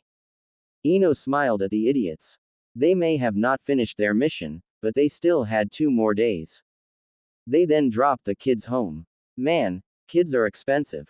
Naruto pouted as his frog wallet that wasn't empty but less than he liked. Hey, you were the one who offered to buy Konohamaru those pants. Ino pointed out with a cheeky smile. Naruto looked away blushing. That's because that idiot doesn't know how to take care of his pants. I bet he's making his mom scrub them till morning to get those stains off. Oh, don't hide it. You were proud by how hard he worked that you wanted to reward him. What? No way. I don't care what that brat does in his spare time. He doesn't have to imitate me. Ino inwardly giggled at his shyness. So there was a cute side to that tsundereness Naruto had. Well, here's where we split. I had a lot of fun today, Naruto. Oh, I did too. Let's try buying Sasuke a present tomorrow, alright. She winked at him. Naruto groaned. But I don't wanna buy him a present. He continued to grumble but when he thought about today, he couldn't help smiling. It truly was fun. _____. The next day, both Ino and Sasuke were early to the meeting that they knew their sensei would be late for, but their pride as a ninja made them appear. Naruto usually came in time unless he set his alarm clock. Ino told Sasuke about the time her and Naruto had with the kids yesterday without spilling what their objective was. Sasuke bothered to listen since it was amusing to know about how Naruto did with kids whose ages matched his mentality. After finishing the story, Ino asked Sasuke what he thought about kids. The boy admitted that they were a nuisance, which was no surprise, and Ino somewhat agreed since kids can be annoying. She was about to talk about a whole new other story involving them that led to flower shop chaos, but then to their surprise, Kiba and Akamaru appeared with Shino. Hey you guys. Long time no see. The dog person greeted with a happy bark from the fur ball. Kiba, Shino, what brings you guys here? Ino happily asked. They weren't close, but Ino was always cheery to see classmates. Sasuke just paid attention in case something would catch his interest. We just came back from a mission earlier, and planned with Team 2, Sakura's team, to hang out with your sister and her team since we're all going to be free. Wished you guys were free, too. It's been a while since we hung out. I know right. It's been months. What do you guys plan on doing? We figured we'd just hang out at Shikamaru's family's forest to just chill and hang. But Team 2 said that they had business with you before they'd hang out with us. Don't know what business you guys have, but Shino and I figured we'd come here to confirm on something. We've been hearing a rumor that you and Naruto were going out. Congratulations. What? Ino and Naruto who just appeared screamed. Sasuke inwardly cursed. He hoped this rumor would just blow away so this didn't have to happen. Me and Naruto. Ino rasped in distress. Naruto was the same. Me and Ino. The two blondes looked at each other and were disgusted. Ew. We're not dating. Ino yelled. Yeah, we're like siblings. That's just gross, man. Naruto agreed. Shino reminded them, that's why he said it was a rumor. Why? The whole village thinks you two are dating because you would spend a lot of time together with neither your sensei or your other teammate. That's cause they're totally antisocial. The blondes yelled in unison. Sasuke grimaced at their rudeness. What? Just cause we're a boy and girl, we can't spend time together? Ino inquired. That's just so low. What scum made up this lie? Naruto demanded an answer. Sasuke provided, it was Sakura. Everyone was surprised. She saw you two together, and she made her own assumptions. Spreading it around the village as if it would make it true if she did. Ino asked, why would she do that? Why do you think? If you date Naruto, then she thinks she'll have a chance with me. Sakura would never do that. Right, Ino? Naruto thought she'd agree, but Ino wasn't listening. She seemed shocked and even hurt that Naruto became worried. Ino. The girl snapped out of her reaction, remembering where she was. Ah, I need a moment. Ino walked away. Naruto was shocked by her reaction. He didn't want to believe that Sakura did this, but if it was true, then Ino was hurt, and Naruto hated that. But he didn't want to think that Sakura was a bad person. She must have had her reasons. Wow, Kiba spoke up, cutting the tension. I figured they hated each other, but Sakura really reached a whole new low. That broke Naruto out of his conflicted feelings to defend Sakura, which led to him getting into an argument with Kiba and Sasuke, leaving Shino ignored. As for Ino, she went to one of the many bridges of Konoha where little people passed by.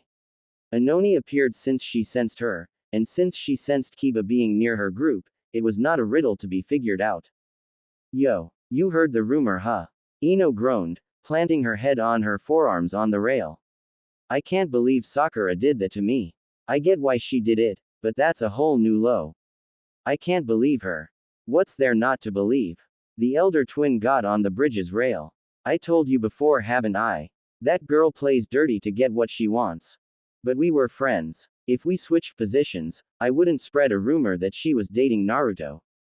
She'd kill Whisker Boy if that happened. The tomboy said more to herself before saying, besides, isn't it obvious that that two-faced bitch don't give a shit about friendship? That girl hangs out with nobody, and drags the team down. Daira and Kuno's, Sakura's teammates, told Misa that Sakura barely gives it to being an actual ninja. What d? Ino sighed. She really had no place to defend that girl now. Anoni got down and rubbed her back. Okay. Got out of hand there. But hey, the elder sister pointed out, you got better friends now. That Naruto kid ain't half bad. He'll definitely get over Pinky this way. Ino half-heartedly sobbed and groaned. I thought that if I kept this whole clan rule thing a secret, it would inspire Sakura to train harder. But all it did was turn her into a bad friend. Did she really think she'll win by just putting me out of the picture? She's book smarts, remember. She knows this shit but ain't a natural in going by them. Anoni sighed. Forget her. She's done nothing but wronged you. She broke your friendship. She turned your rivalry into a bad drama, and now she's doing stuff behind your back. She ain't no wicked demon, but she's a backstabbing bitch who deserves to have no friends. You're going too far again. It's not like the rumors are playing me out as a horrible person, but to go behind my back to manipulate my love life by lying to everyone. Does Dad know about this? Oh yeah, everyone does, but some don't give a shit, others needed to get their shit together, Dad, and you know how kids and old people are like. Ino's shoulders continued to droop in dissatisfaction. And you didn't bother to tell me because. Anoni lightly shrugged, like everyone else who actually knew a thing about you and Blondie, we didn't give a and forgot about it. Makes sense. I guess this doesn't really change anything. The village was bound to make the rumors whether or not Sakura started it. Ino felt herself calm down. She decided to go back to her team with Anoni. When they got back, Sakura's teammates were there, and they didn't look happy. Naruto looked angry and Sasuke was annoyed. Kiba and Shino were just spectators. Daira, Kuno's, What are you two doing here? Ino asked. Naruto answered for them. Ino, hear this. These guys are trying to get Sasuke to date Sakura. He was whacked by the back of a chain sickle by Daira, who scolded him for his poor choice of paraphrasing. We only ask that Sasuke acted a little nice to our depressed teammate because he stated cruel words to her the other day. We hoped that she would return to her normal state eventually, but she hadn't bothered to recover into a tolerable state. Kunos yawned. No apologies or false pleasantries needed. She smacked her lips, brushing away her tired tears with her hands. Just say that you recognize her other skills as a ninja, and she'll live off that for months. Everyone felt purple lines at the back of the heads. Kiba rhetorically questioned, what do you even think of your teammate? No way. Naruto loudly objected. Sakura doesn't need a pick-me-up from Mr. Emo himself. You started a disease, Sasuke sarcastically said to Anoni, who grinned. Ino ignored Naruto to talk to Sasuke. I think you should do it, Sasuke. Ino. Naruto and everyone else except for Anoni was shocked. I mean, I'm furious with what she did. That girl can go and get punched in that big forehead of hers 100 times. But you really need to be more gentle with girls, Sasuke. Daira and Kunos used up their precious free time to come here because they're worried about their teammate who you hurt. It's unfair if you let one of the new genin teams be disbanded because of you. Then good. These two don't need someone who can't aspire herself to be a ninja just because I spoke badly to her a few times. He looked to Sakura's teammates, and I recognize that right now we have the top 5 students of the academy here. Daira placed 4th behind Shino while Kunos placed 5th. And Sakura was put in your team to make up her lacking ability in being a proper kunoichi. It's the same thing for me and Ino with Naruto. Hey. The blonde was ignored for Sasuke to continue. If Naruto had the same attitude as Sakura, where he can't handle being insulted by his so-called crush, and is willing to put his teammates at a disadvantage, I wouldn't think of trying to convince that crush to sweet-talk him just so he can stop being a nuisance. Who are you call? Anoni headlocked Naruto so he can stop interrupting this good drama. Instead, I'd rather drag him and fling his body like a meat shield. If he's going to get himself killed in a mission for his ineptitude, then so be it. We are ninjas now, not school children or normal civilians. We are expected to face any obstacles in our way, even if it means to die trying. Sasuke sounded like he had a sound point that everyone agreed, but Ino argued, but we're still 12 and are normal civilians underneath the ninja. We have normal problems, and just bottling up our emotions, ignoring it, or simply thinking you can overcome it by just pure will is not healthy. I get that you don't want to go through the trouble of even thinking you're lying to Sakura, but you do mean a lot to her, Sasuke. That's none of my concern. I don't see what she likes about me, and honestly, I'm not interested at all. Naruto wanted to break through Anoni, but damn, the girl was strong for just being a support in her team. That's cold, dude, Kiba commented. But it's no surprise. Shino added. Ino still argued, fine, you're not interested. But being a ninja also comes with doing things that are bothersome, like all the D rank and C rank missions we do. Yeah, we could be doing something we think is better for ourselves, but when it comes down to it, we are doing exactly what being a ninja is about, and that is protecting and supporting one another. HMPH. Sasuke huffed. That's what you think being a ninja is, but for me, it's about getting stronger so that those who wronged you or oppose you won't get in your way to achieve justice. Daira and Kuno's side glanced each other, getting into this argument. The leader spoke, true words spoken from one who has everything to protect and another who has nothing to lose. Anoni allowed Naruto to break free. Hey, we're getting out of topic. We were talking about Sakura. She's sad and depressed, and I won't stand for it. Kiba told him, so why don't you go do something? Not that it's gonna help. She doesn't even like you. Naruto felt pain from that blunt fact, that he couldn't retort. Anoni glared at the situation and decided to leave. Nobody stopped her because they were sucked into their own novel-like drama episode. Ino ignored Naruto's passionate yet failed statement to continue arguing with Sasuke. Yes, being a ninja comes with pursuing justice for those who've been wronged, but your choice to lack in compassion will hinder your ability to instill that justice. You can become powerful, but without compassion there is no restraint, and without restraint, you'll ruin what you sought out to do. I hear what you're saying, but I don't see why I should still try to cheer up Sakura.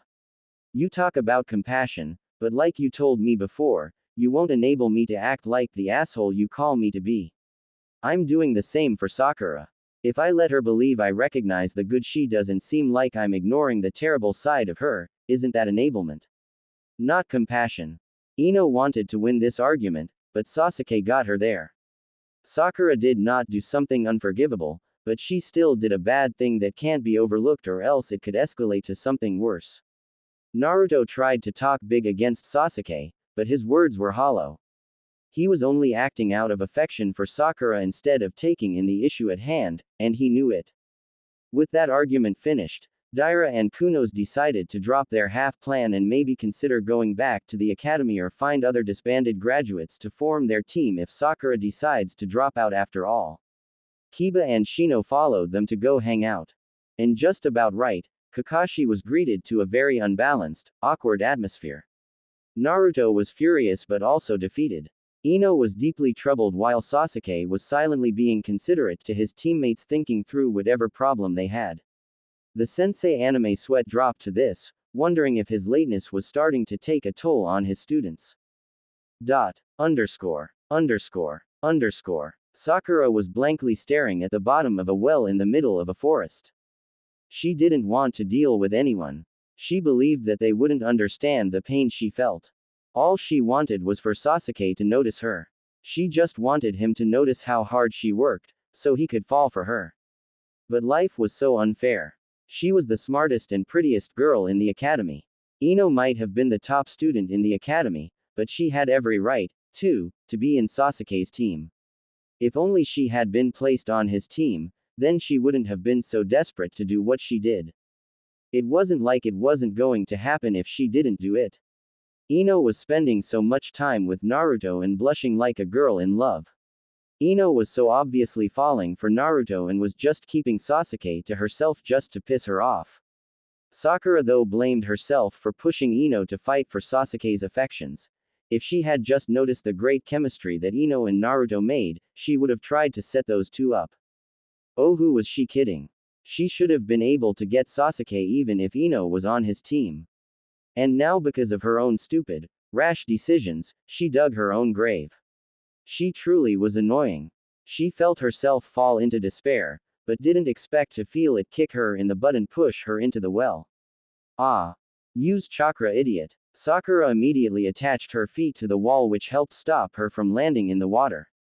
She also recognized that voice. Inoni. You crazy half-wit. I'm going to beat you into a pulp when I get up there. Shanaru. Inoni snorted loudly for her to hear. I doubt a commoner bitch like you can try. What did you call me? Sakura bounced through the wall of the well before trying to give Inoni a well-deserved kick. But the blonde dodged her with a mocking smirk, which only fueled the violent girl. She tried to throw consecutive punches at her, but Inoni dodged smoothly as if she was dancing. It fueled Sakura to yell, "Stop running away, you dyke." Punch. Sakura was not prepared for the full-fledged fist to the face by the girl who punched like professional. Sakura was just left dazed after the impact that she didn't comprehend that she was on the ground or that her face was in pain. When reality came back crashing down on her, she was still left on the ground, unsure of what to do. Inoni wasn't special to her like Sasuke was, she wasn't her rival like Ino was, and she wasn't just anyone she could push around like Naruto was. There was no connection nor room to beat this girl down. Inoni looked down at her in disappointment. What? Are you gonna be a bitch or be pathetic? I only came to avenge my sister. That gave Sakura something to grab hold of between the two of them. So you came here to beat me up. For your information, just because you're Ino's twin sister, doesn't mean that you can just butt into our rivalry. Inoni snorted, her greenish-blue eyes darkening at the idea. Rivalry. Please. Just cause you were chosen to be prettier by a bunch of half-grown boys and have a brain behind that huge-ass forehead of yours, doesn't make you a true kunoichi. That's big coming from a so-called girl like you. At least I'm acting like a ninja who can protect my teammates. Daira and Kunos is so tired with your attitude, that they went to Sasuke to get him to trick you into think he actually gave a shit. Sakura gasped in surprise. They did what? Inoni just continued, and Sasuke denied cause he had better things to do. Ha! I bet you're thinking that you wouldn't mind it if Sasuke did lie. You'd just twist everything into what you want to see. That's not true. Whatever. Inoni turned to leave. Ino wasted her childhood being friends with a twisted, selfish bitch like you. Take that back. Sakura finally stood up with balled fists. If anyone is the twisted, selfish bitch, it's you and Ino. You just like to act like you're better than everyone, and Ino just wanted me as some tag along to make her look better. Inoni clicked her tongue, facing back to the pink girl with disgust and disappointment that infuriated the other girl more. Delusional. Expected from a spoiled girl like you. You have no idea what it's like to be made responsible for someone and how to make friends. Did you really take my sister's kindness for selfishness? You think that the whole time she's been making ya confident of your forehead and giving ya friends that she just wanted to show you off like some dog you are. Stop calling me a dog. And Ino is just that kind of girl. You're just have too big of a sister complex to see it. Ino has been looking down on me from the start, so I made ourselves rivals to reveal who she truly was, and fight her to show who's better. With Sasuke, yada yada, I heard all this before. Geez, you're never gonna bloom with these line of thoughts. All these terrible things you think about yourself is just on you. Ino had nothing to do with your shitty self-esteem and negative thoughts. Geez, you a wreck. Inoni sighed out of exasperation. I didn't come here to give ya this long of a lecture, but I guess for Daira's and Kuno's sake, I'll tell you a hint to get Sasuke's attention. Sakura looked at him suspiciously, about to say something, but the kunoichi quickly told her, start acting like a real damn ninja. Sasuke only acknowledges other ninjas. He talks to me cause I can do my damn job and be an asset to the team without also being a helpless target. You're making us support ninjas look bad, and Sasuke don't have time for that. If you really want Sasuke to see you as not an annoying bitch, then stop acting like one. Sakura was left silent. She knew that already. It's just that, being a ninja was harder than she expected. She can't help freezing when a real threat appears. She trains with her teammates, but they're always steps ahead of her that she can't keep up. And them helping her, only bruised her ego more. She may have a big brain, but she couldn't utilize it in a real battle. Feeling lost, she decided to watch Team 7 train.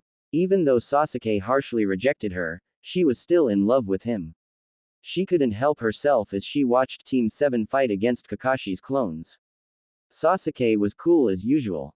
Ino was annoyingly good, too, that Sakura was wishing she'd just fall flat on her face. When she did lose against her sensei, Sakura couldn't help snickering, but she'd gasp when Sasuke also lost. But at least he lasted longer than Ino. Sakura didn't pay much attention to Naruto like usual, but soon, she couldn't help watching. The class clown with no skills suddenly fought with more grace. His movements swung as if he was having the wind carry him. His twist and turns on his feet and growing ability to multitask with his limbs were surprisingly amazing. Yet he still landed on his butt as a loser. Wow, Naruto, you really improved after being trained by my grandpa. Ino told him, you really moved like a tornado or whirlpool, just like your family's crest. She pointed at the red swirl on Kakashi's sleeve. Hehehehe. Naruto blushed by the compliments. You bet I am. I'm a tornado, baby. A whirlpool of amazement. Okay, cool it down. But you really did come a long way, Naruto. You were this idiot who had nothing but his big mouth, but now you actually have some skill that won't be used for pranks. Hey, weren't you supposed to be complimenting me? Naruto fumed. Sasuke remarked, if she did just that, you'd let it get to that small head of yours, and start acting like a doofus. Who are ya callin' a doofus, bastard? I better tell you slowly, so you can catch on.